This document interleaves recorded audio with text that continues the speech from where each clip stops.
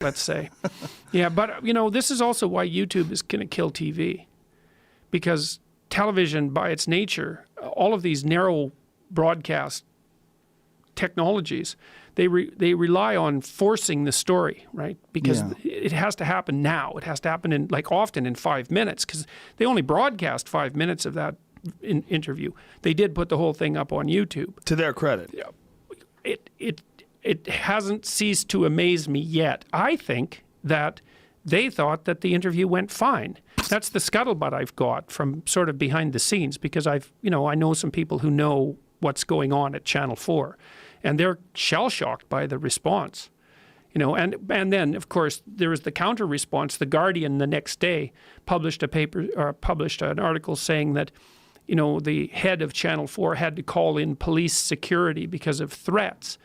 You know, well, first of all, you can call the police in about anything, and they never did detail out exactly what the threats were.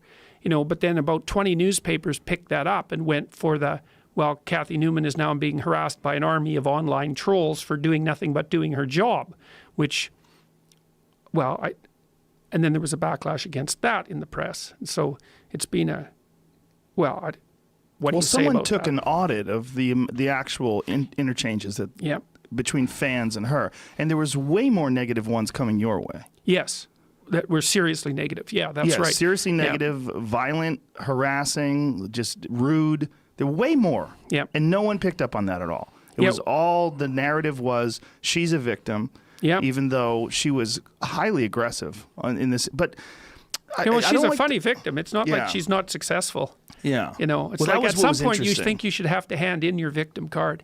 I think, like, when you go to an Ivy League university, it's like right then and there. You get to hand in. Yeah, because you don't get to be oppressor and oppressed at the same time. That's just too much. Well, one of the things that you pointed out was when you were talking about competition for very lucrative jobs, and you were saying, look what you've done. Like, you must have had to work here. And she proudly was saying how hard she had to work to get there. I'm like, well, yes, of course. No one's going to hand this to you. No, this definitely is why, not. And this is why you were saying you are opposed to equality of outcome. Equality of outcome.